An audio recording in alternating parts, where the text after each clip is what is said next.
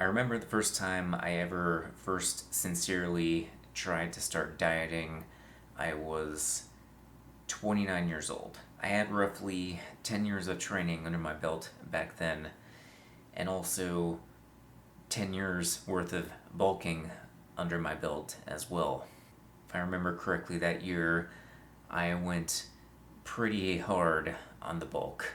I thought I was getting huge, but after I had someone take some progress pictures for me and I actually took a pretty good look at them, I realized I was pretty freaking fat. It wasn't that bad, but I thought I looked pretty sloppy and I was not happy. And that was kind of the kick in the ass that got me to actually really figure out how to diet. I experimented with a lot of things. I did keto, I did a lot of intermittent fasting.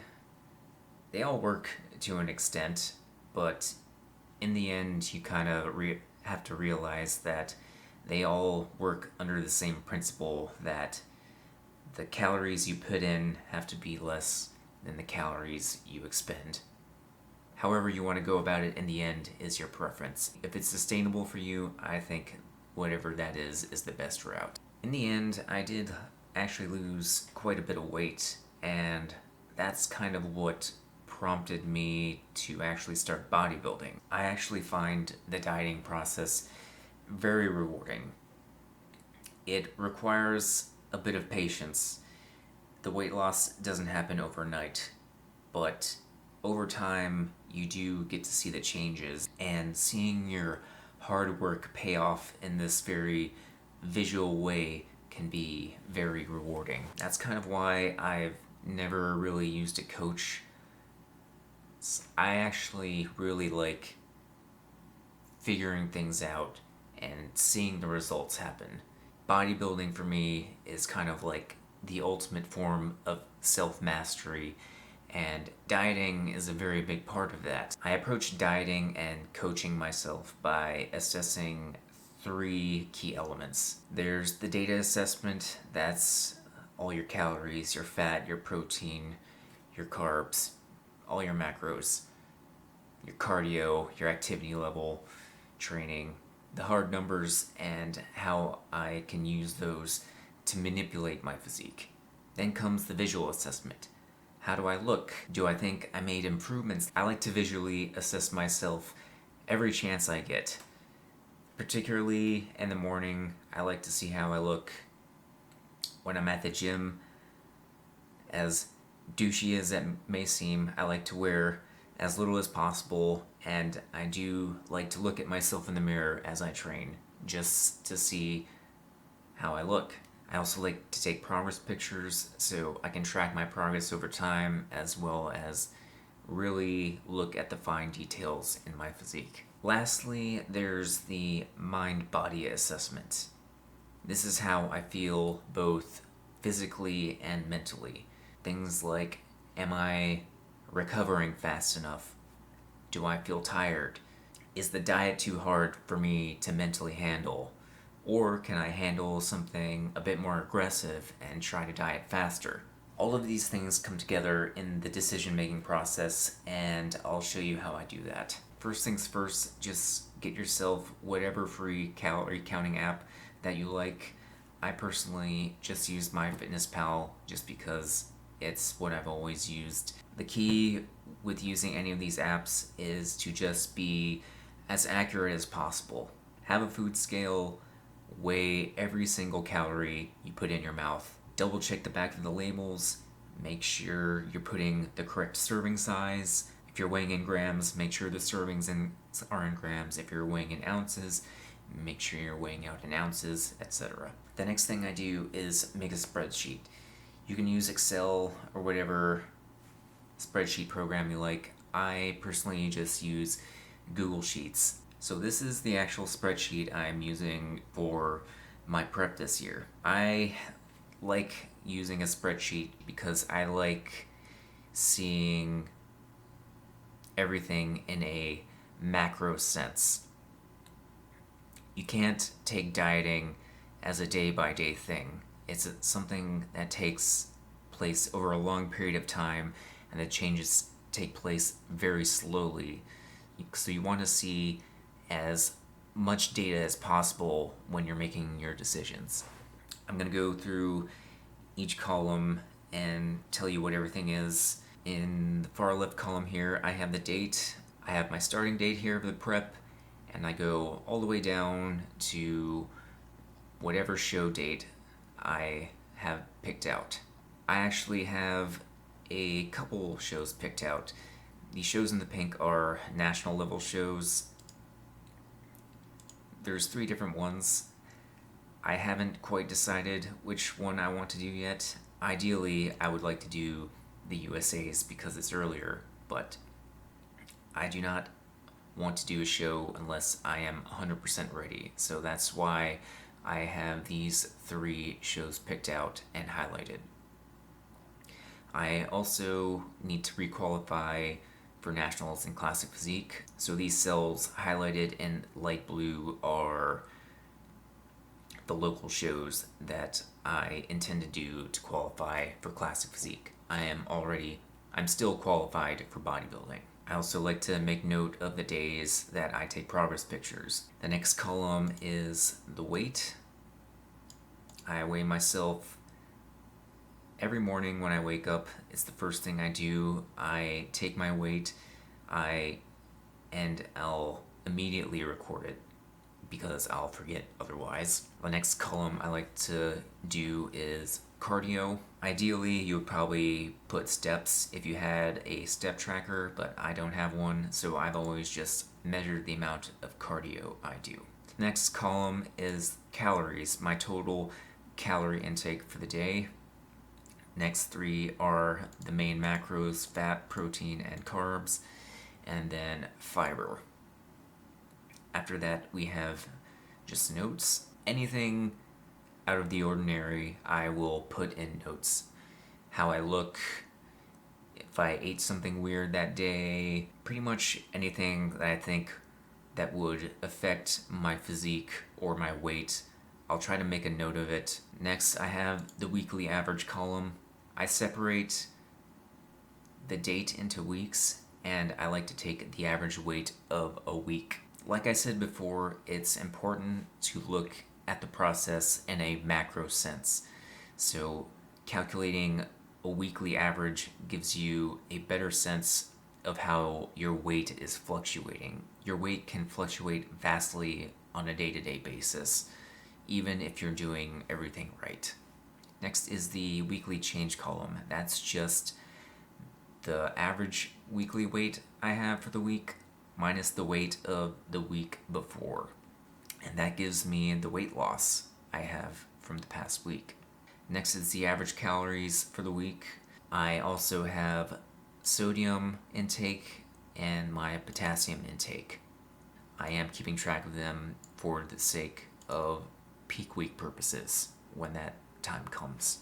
I guess I'll go into a little more detail about how I want to determine the numbers for each of these columns. As far as cardio goes, I like to do as much cardio as I can physically and mentally handle as I can, but I try not to go excessively high at the start. I kind of like to ramp it up. Started off at 25 minutes because I could easily handle that. It's not a problem, and I slowly ramped it up every week. You don't want to start off too hard on your cardio because eventually you're not going to be able to add too much more. Next is the calories column again. Figuring out the amount of calories you eat is the single most important thing in determining your weight loss. Now, how you want to calculate the amount of calories you want to eat on your diet is a bit of trial and error. Generally, you want to determine your total daily energy expenditure. Now, the easiest way to do this is honestly just Google up any TDEE calculator, and usually something will pop up. Just enter your information and it'll give you a nice starting point. The thing about determining total daily energy expenditure and dieting in general is it's just an educated guess. It's a good starting point, and from there you can make adjustments until you start to see the results you want. So I'll just do this for myself so you can kind of see what it looks like. I'll just put the weight I started at, 185.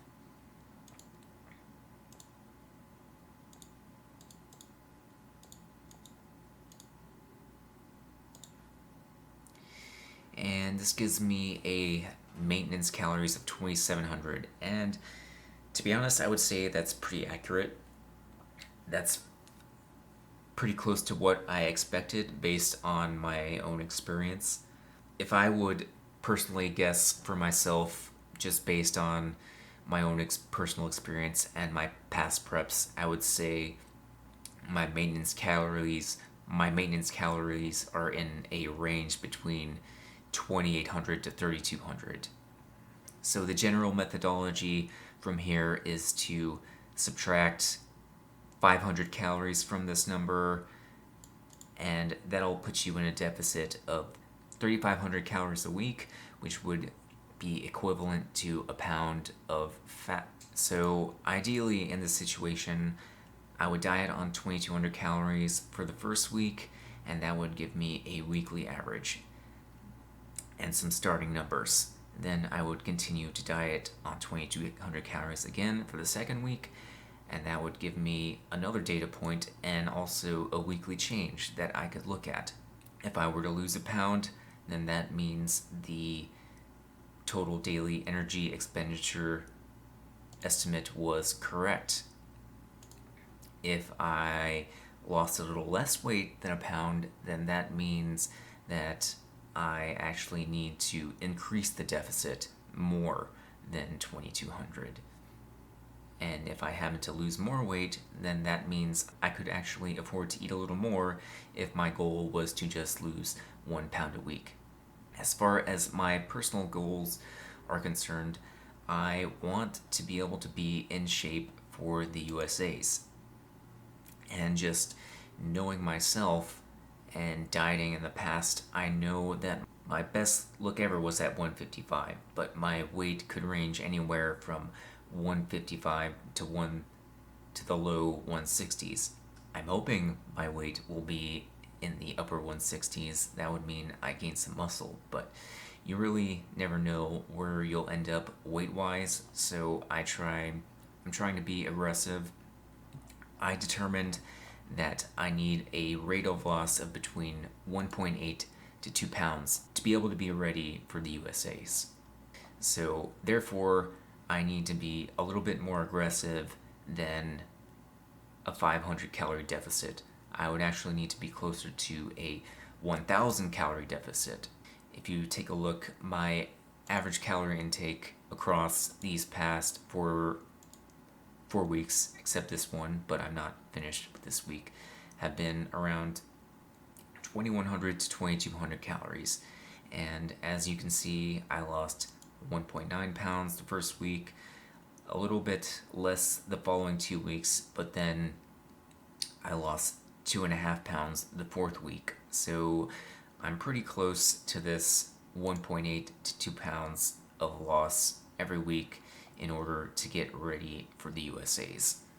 Now, as far as macros go, I find that the only one that's really important for the majority of your prep is your protein. A simple rule of thumb is to just get 1 gram of protein per pound of body weight. That is the simplest way to do things. As far as fat goes, try to maintain a minimum of 20% of your calories for the day. If I was dieting at 2,000 calories, I would need 20% of that from fat. That's 400 calories. 400 divided by 9, that's 44 grams of fat a day. And any remaining calories you have can go into carbs. To kind of give a quick summary, I need to determine my time frame of the diet. And for me, that's roughly almost 18 weeks. I have a starting weight, and then I also have a weight that I am aiming for. My starting weight is 182.4, and my target weight I assume is maybe 156. 182.4 minus my end weight 156. That's a weight loss of 26.4 pounds, and I have 18 weeks to do it in. So